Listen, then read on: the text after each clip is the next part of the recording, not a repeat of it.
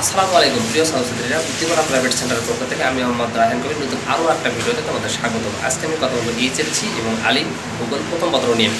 তো তোমাদের হাতে চলো হচ্ছে ভিডিওটা শুরু করার আগে তোমাদের একটা রিকোয়েস্ট, সেটা হলো তোমরা ভিডিওটা না টেনে পুরো ভিডিওটি করে দেখার চেষ্টা করো এবং তোমাদের বেল বাটনটা অন করে রাখো, যাতে পরবর্তী নোটিফিকেশন সবার আগে পেয়ে যাও। তারা চ্যানেলটা সাবস্ক্রাইব করতে অসংখ্য ধন্যবাদ, আর যারা সাবস্ক্রাইব করো নাই তারা সাবস্ক্রাইবের জন্য অনুরোধ রইল। তাহলে চলো ভিডিওটা শুরু করি।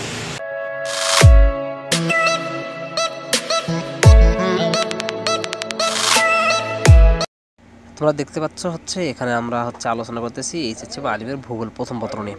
এখান থেকে তোমাদের কিন্তু 100% কমন ইনশাল্লাহ হয়ে যাবে।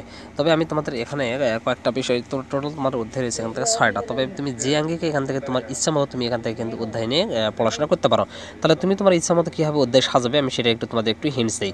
খেয়াল করে দেখো, তোমরা এখানে স্ক্রিনে দেখতে পাচ্ছ যে দ্বিতীয় অধ্যায় থেকে একটা প্রশ্ন মাস্ট বি হবে, তৃতীয় অধ্যায় থেকে দুটা প্রশ্ন হবে, চতুর্থ অধ্যায় থেকে একটা, পঞ্চম অধ্যায় থেকে দুটা প্রশ্ন হয়, 6 অধ্যায় থেকে হবে একটা প্রশ্ন, 8 অধ্যায় থেকে একটা প্রশ্ন। তুমি যদি 2, 3 আর 5 এই 3টা অধ্যায় পড়ো তাহলে কিন্তু তোমার 5টা প্রশ্ন কভার হয়ে যাচ্ছে। তবে তুমি যদি রিস্ক নিতে না চাও তাহলে আরেকটা অধ্যায় এখান থেকে তুমি 4, 6 অথবা 8 যে কোনো একটা নিতে পারো। তবে আমার হিসেবে তোমার এখানে আজল তুমি বলো যে না আমি 3 আর 5টা একটু বেশি কঠিন হয়ে যায়, তাহলে 5, 6 বা এরকম হলে 8, 2 এরকম অধ্যায় নিয়ে তুমি আলাদা পড়তে পারো। মানে তোমার সুবিধাতে তুমি যেভাবে ইচ্ছা সেভাবে অধ্যায় সাজাই নিয়ে তুমি প্রস্তুতি নিতে পারো। এই অধ্যায় থেকে আমি তোমাদের জন্য শর্টকাট সাজেশনের জন্য আমি যে টপিকসগুলো অবশ্যই ভালো করে পড়তে হবে মূল বই থেকে, সেটা হচ্ছে দেখো বাংলাদেশের ভূপ্রাকৃতিক বৈশিষ্ট্য, ভূত্বক ও পৃথিবীর অভ্যন্তরীণ গঠন, পৃথিবীর ভূমিরূপ, অবস্থান, গঠন ও কাঠামো। এখান থেকে বাংলাদেশের ভূপ্রকৃতির বৈশিষ্ট্য এখান থেকে ইনশাল্লাহ 100% একটা প্রশ্ন যদি হয়ে থাকে তা আসা, তাহলে এখান থেকে একটা প্রশ্ন তোমাদের জন্য হবে। এছাড়াও তোমরা বোর্ডের সিজন হিসেবে অবশ্যই ঢাকা, যশোর, দিনাজপুর, চট্টগ্রাম, রাজশাহী 2022 সালের প্রশ্ন, এছাড়াও ঢাকা, কুমিল্লা, ময়মনসিংহ, যশোর, বরিশালের 23 সালের প্রশ্নগুলো দেখবে। এর ক্ষেত্রে নিজ নিজ বোর্ডের 23 সালের প্রশ্ন বাদ দিয়ে অন্য বোর্ডগুলো পড়বে। তবে আমি তোমাদের বলবো 2022 সাল এবং 23 সাল যদি সময় পাও তাহলে সবগুলো বোর্ডই তোমরা একটু পড়ার চেষ্টা করো। আর আমি যে বোর্ডগুলো দিয়েছি এটা একটু বেশি পড়ার চেষ্টা করো, তাহলে তোমাদের জন্য বেশি সুবিধা হবে। এই স্ক্রিনে দেখতে পাচ্ছ তৃতীয় অধ্যায় থেকে মোটামুটি 9টা টপিক্স থেকে তোমাদের প্রশ্ন দিয়েছি। যেহেতু এখান থেকে দুটো প্রশ্ন হবে, এই জন্য তোমরা একটু এই টপিকগুলো অবশ্যই ভালো করে মূল বই থেকে পড়বে। সেটা হচ্ছে আগ্নেয়গিরি, অগ্নুৎপাত, 3 স্টার দিচ্ছি, অবশ্যই একটা প্রশ্ন হওয়ার সম্ভাবনা রয়েছে। সুনামি থেকেও একটা প্রশ্ন হওয়ার সম্ভাবনা রয়েছে, 3 স্টার দিয়ে দিচ্ছি। বিশুনি ভবন এবং নগ্নি ভবন খুবই ইম্পর্টেন্ট, এখানটাও দেখতে হবে। বাংলাদেশের ভূমিক্ষয় ও ভূমিধস খুবই ইম্পর্টেন্ট। নদী ও নদী পর্যায় ইম্পর্টেন্ট। বাংলাদেশের নদী ভাঙ্গন প্রক্রিয়া, নদী ব্যবস্থা ও সুষ্ঠু ভূমিরূপ বর্ণনা এটাও ইম্পর্টেন্ট। এছাড়াও তোমরা বাকিগুলো পাত সঞ্চালন, পৃথিবীর আকস্মিক পরিবর্তন, ভূ আলোড়ন, ভূমিকম্প। আমরা দেখতে পাচ্ছ জীবজগতের ধীর ও আকস্মিক পরিবর্তন সময়ের প্রভাব। নিচের 3টা কম ইম্পর্টেন্ট এবং উপরের 5টাকে তোমরা 6টা হচ্ছে বেশি ইম্পর্টেন্ট, একটু সেই অনুপাতে তোমরা পড়বে। মূলত থেকে বিষয় টপিকসগুলো পড়ার পর তোমরা চলে যেতে হবে বোর্ডের সৃজনশীল হিসেবে দেখতে পারো ঢাকা, যশোর, দিনাজপুর, চট্টগ্রাম, রাজশাহী 2022 সালের প্রশ্ন, এছাড়াও ঢাকা, কুমিল্লা, ময়মনসিংহ, যশোর, বরিশাল 2023 সালের প্রশ্ন। এক্ষেত্রে নিজ নিজ বোর্ডের 23 সালের প্রশ্ন বাদ দিয়ে অন্য বোর্ডগুলো পড়বে। তবে আবার বলছি, চেষ্টা করবে 2022 এবং 23 সালের পুরো অল বোর্ডের প্রশ্নগুলো একটু কভার করার, এবং আমি যে প্রশ্ন বোর্ডগুলো বলেছি এগুলো একটু বেশি গুরুত্ব দিয়ে পড়বে, আর বাকিগুলো একটু কম গুরুত্ব দিলেও চলবে। চলে যাব আমরা পঞ্চমদের পদে হচ্ছে চতুর্থ অধ্যায় থেকে যে টপিকসগুলো মূল বই থেকে অবশ্যই ভালো করে পড়তে হবে সেটা হচ্ছে বায়ু দূষণ প্রতিরোধ, খুবই ইম্পর্টেন্ট। বায়ু দূষণ ও দূষণ উৎস খুবই ইম্পর্টেন্ট। জীবজগত ও বায়ু দূষণ এটাও ইম্পর্টেন্ট।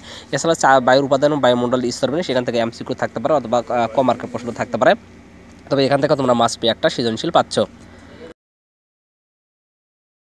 পড়ার পর তোমাদের ঢাকা, যশোর, দিনাজপুর, চট্টগ্রাম, রাজশাহী বোর্ড 2022, এছাড়াও ঢাকা, কুমিল্লা, ময়মনসিংহ, যশোর ও বরিশাল বোর্ড 2023 সালের প্রশ্নগুলো অবশ্যই ভালো করে পড়ে নেবে।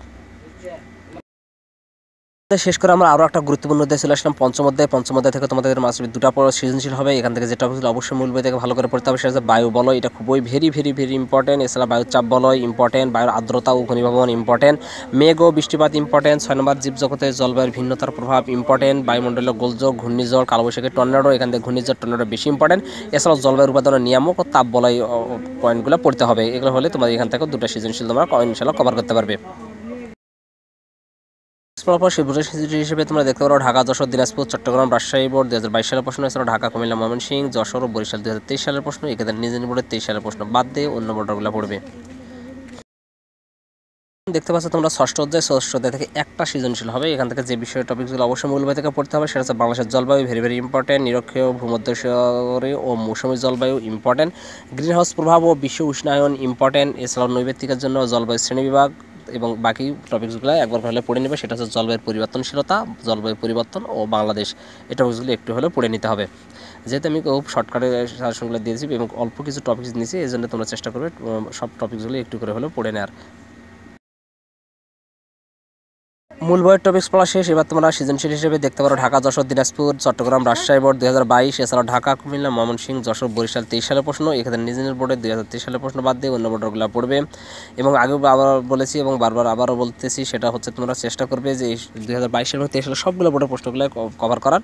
তারপর যদি সময় না পাও তাহলে পড়া দরকার, তবে যে বোর্ডগুলো দিয়েছিলে অবশ্যই পড়তে হবে, আর সময় পেলে ওই বোর্ডগুলো একবার করে হলেও দেখে নিও।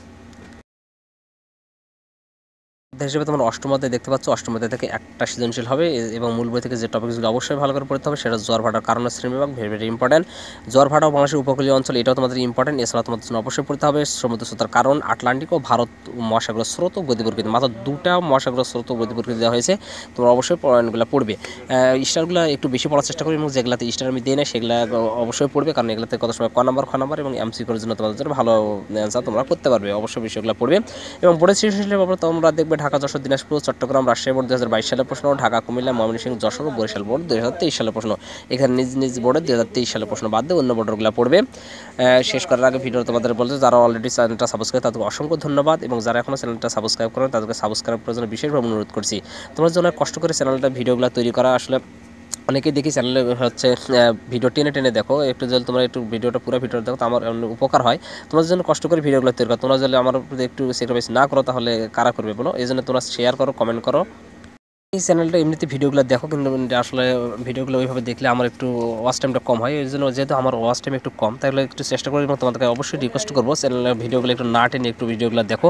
এবং অবশ্যই তোমরা কমেন্ট করে মূল্যবান মতামত জানাও, এবং তোমরা কী ধরনের ভিডিও চাচ্ছ, কোন ধরনের সাজেশন চাচ্ছ, কোন কোন বিষয়ে তোমার সমস্যা হচ্ছে, এইসব বিষয়গুলো একটু যদি বলো তাহলে আমি বিষয়গুলোতে আরও ভিডিও বানানোর চেষ্টা করবো নেক্সট টাইম। তাহলে আজকে এই পর্যন্তই, সে পর্যন্ত তোমরা ভালো থাকো, নতুন কোনো ভিডিও খুব শীঘ্রই ফিরে আসবো। আল্লাহ হাফেজ।